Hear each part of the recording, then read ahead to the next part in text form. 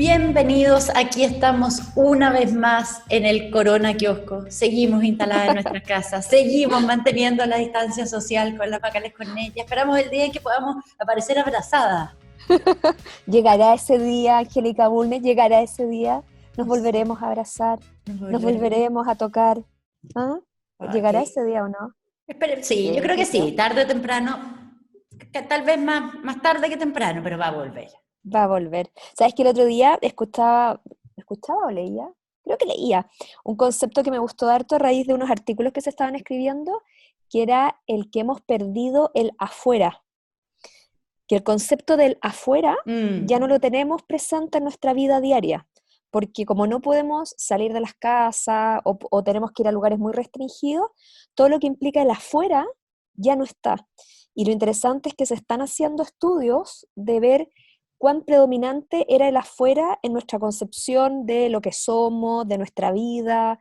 O sea, me pareció interesante cómo de cierta manera esta crisis o esta pandemia nos está obligando, no sé si a reconceptualizar, porque solamente yo digo esto y habrá psiquiatras que me dicen, no, pero si el concepto de la afuera es muy viejo y todo, pero quizás ha tomado otra dimensión, o sea, nos ha hecho poner los acentos en otras cosas, y eso me pareció interesante. Bueno, yo nunca hasta había en tenido cosas conciencia de eso. hasta en cosas como bien, que parecen bien superficiales, pero ¿cuánta gente tú has escuchado como, oye, ¿hace cuánto tiempo no se sacan el buzo? ¿Cómo mucha gente se viste para la afuera, o se maquilla? Gente que decía, no me pongo maquillaje, o no me pongo taco, o no me pongo una serie de cosas, porque no sale. Entonces, como nuestra identidad está bastante, incluso en las cosas como de apariencia, está bastante construida por nuestras entradas y salidas.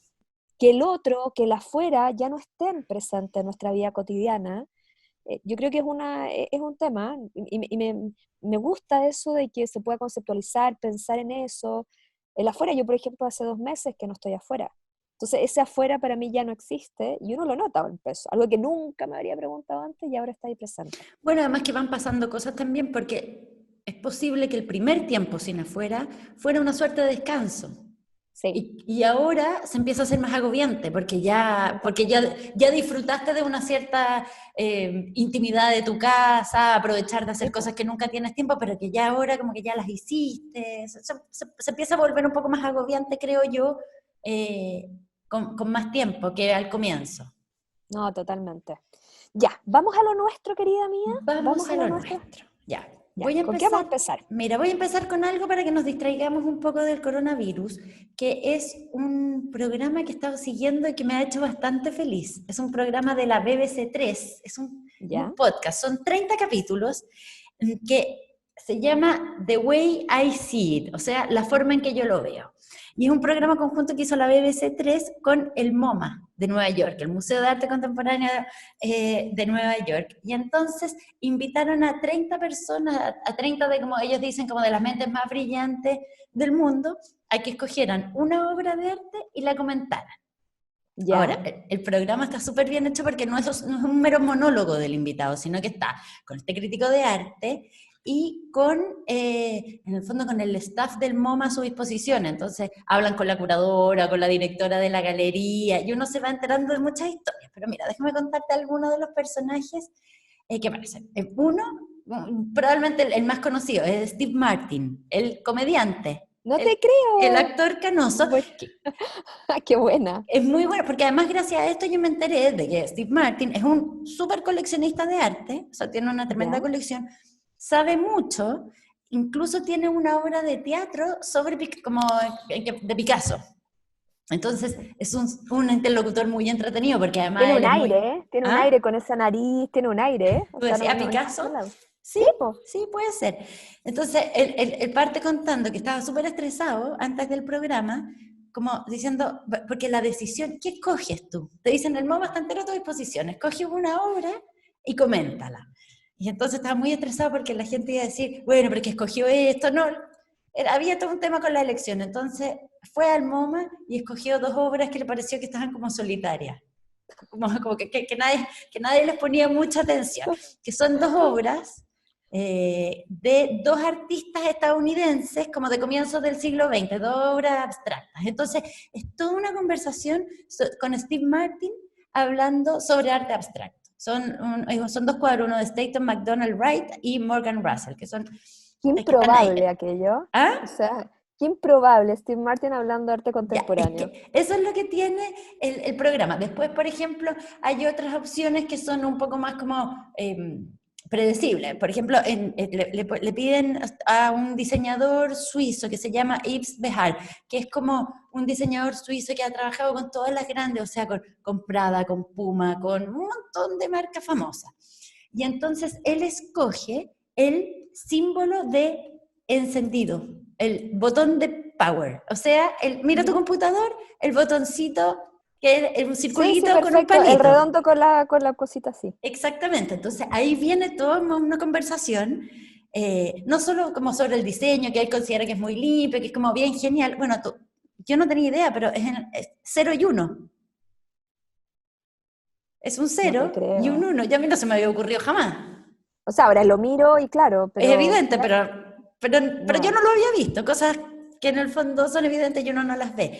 Pero además, como una conversación sobre, bueno, y el MoMA tiene en su colección el icono del botón de El encendido. primero, el No, porque primero. tiene como el icono, como el concepto abstracto, en el fondo, porque nadie es Exacto, dueño de ese icono. En el fondo ese claro. icono lo creó una comisión y después como que se masificó, entonces no tiene un dueño, pero el Buenísimo. MoMA lo incorpora en su colección, es muy entretenido. Y después otro es Steven Pinker, que es este psicólogo, profesor de Harvard, ultra famosísimo, con un montón de libros. El año pasado, no, hace como 2 años publicó un libro que se llama como En defensa de la ilustración, Sí, y que es muy, como que se dedica al estudio de la mente. Y entonces él en este programa escoge, también se sale un poco de la norma y como que, porque escoge también 2 obras, pero además escoge el Guernica de Picasso y también otra obra de Picasso que es el Osario o la Casa Chanel. El Guernica no está en el MoMA. Entonces, él de ah, alguna manera hace un poco de trampa, pero a raíz de eso yo me enteré que estuvo muchos años en el MoMA. Porque sí. en el fondo Picasso, cuando gana Franco, dice, esta obra yo la voy a sacar, es una obra antibélica y es una de sus obras más famosas, dice, esta obra la quiero fuera de España mientras dure la dictadura de Franco. Y quiero que vuelva a España cuando se acabe la dictadura. Entonces el MoMA la alojó todos esos años y era como, también para el MoMA devolverla, la devolvieron en el año 81, si no me equivoco, Sí. fue, eh, fue difícil devolver, pues era uno de como Sí. de sus No, estrellas. y no querían, y es más, había incluso, porque Picasso hizo gran parte de su carrera en Francia, incluso había algunos que decían que quería estar en Francia, donde él Claro, había hecho su ¿por qué en carrera. Estados Unidos?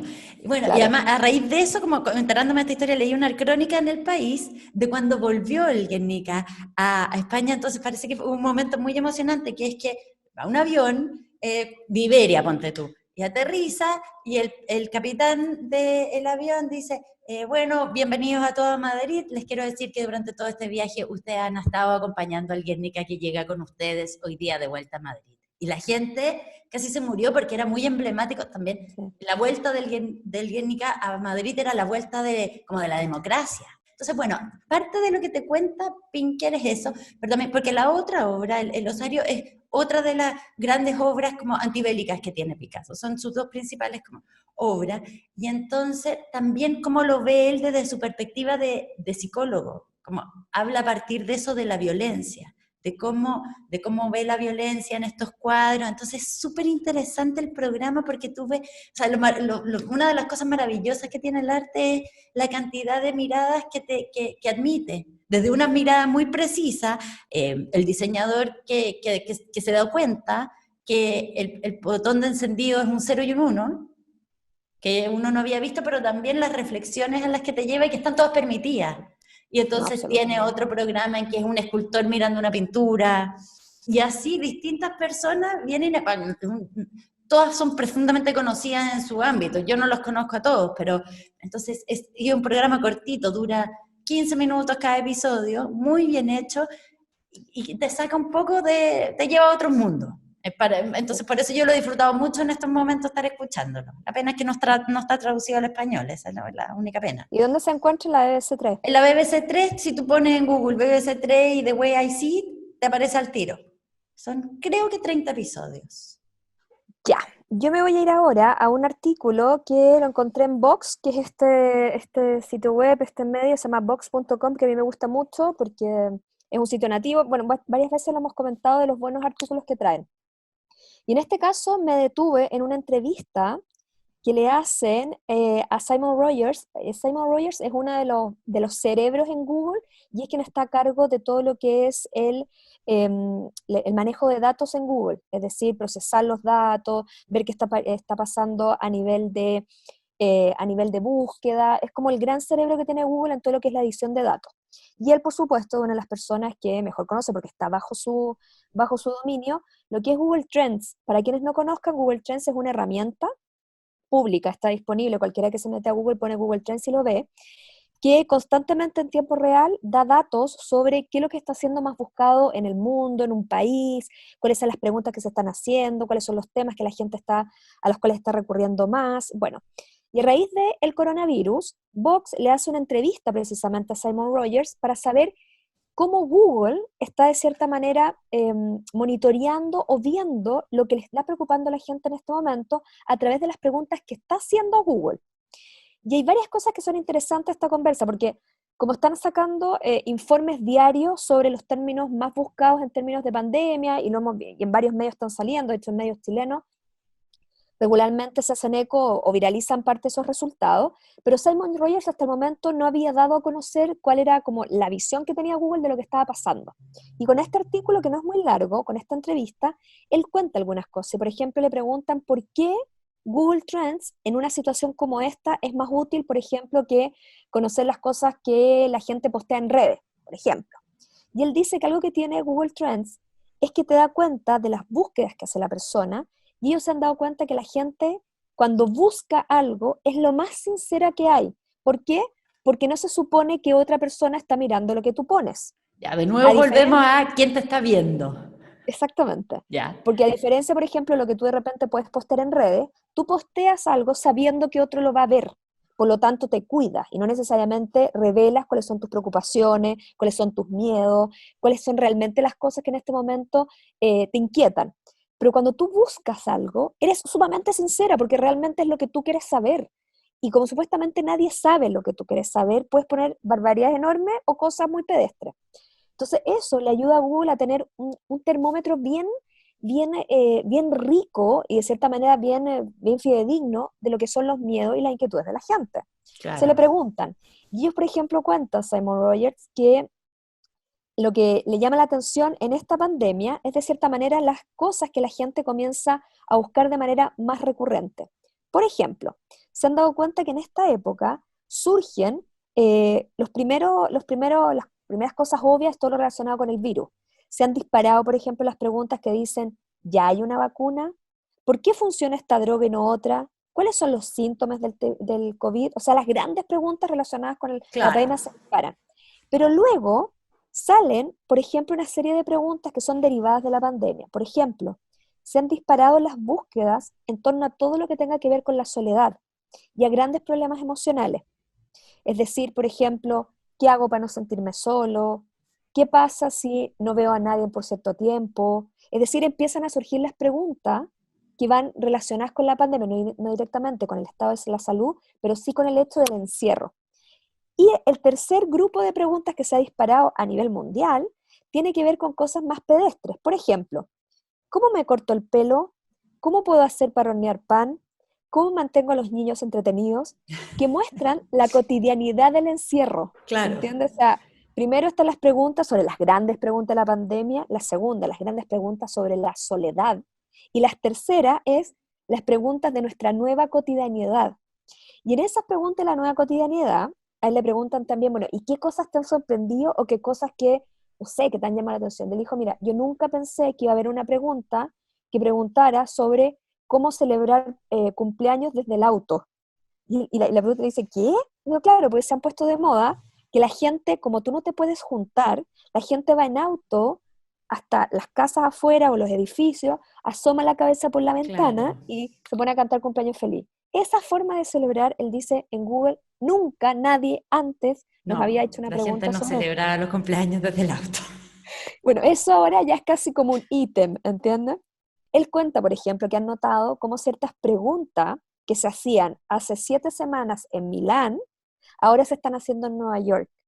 Entonces ellos pueden de cierta manera predecir, o de cierta manera, más que predecir, ir acompañando la evolución de la enfermedad o lo que los epidemiólogos están diciendo, ellos lo pueden ir acompañando con las preguntas que van surgiendo en Bueno, diferentes partes del eso mundo. uno también lo ve en la prensa, o sea, artículos que uno veía que aparecían en los diarios españoles hace Sí, 3 semanas, 4 ahora semanas, son están, los temas que estamos hablando nosotros aquí y ahora.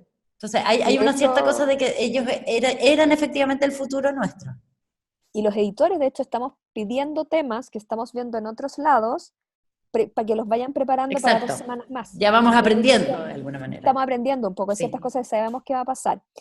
Y ahí le preguntan, y le hace la gran pregunta de fondo, que es, bueno, ¿y todos estos datos que ustedes están teniendo, puede tener de repente alguna incidencia o alguna utilidad de política pública eventualmente? Él ahí es bien precavido y siempre habla como los condicionales, pero él dice, por ejemplo, que ellos ya han logrado detectar igual como ese patrón de que las preguntas que se hacían en Milán hace 7 semanas, ahora se las hacen en Nueva York.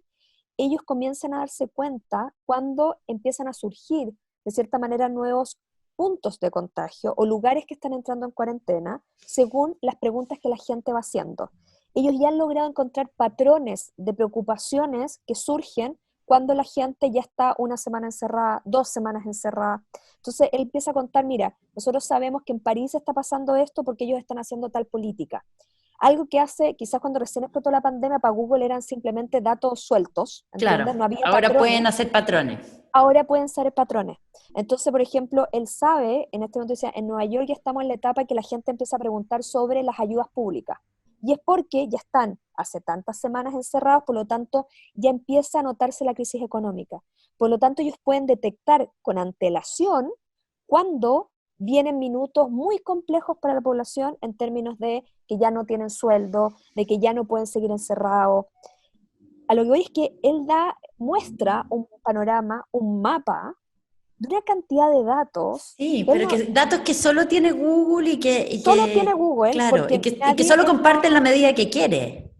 y nadie es más, de cierta manera, y él dice, nadie es más, digamos, más transparente cuando expresa una preocupación, cuando cree que nadie lo lee. O Claro. sea, cuando alguien pone en el buscador, por favor díganme cómo superar la soledad, es algo que quizás nunca nadie pondría en una red social, o alguien nunca, ni siquiera le confiaría a su mejor amigo. Está buscando ayuda de verdad.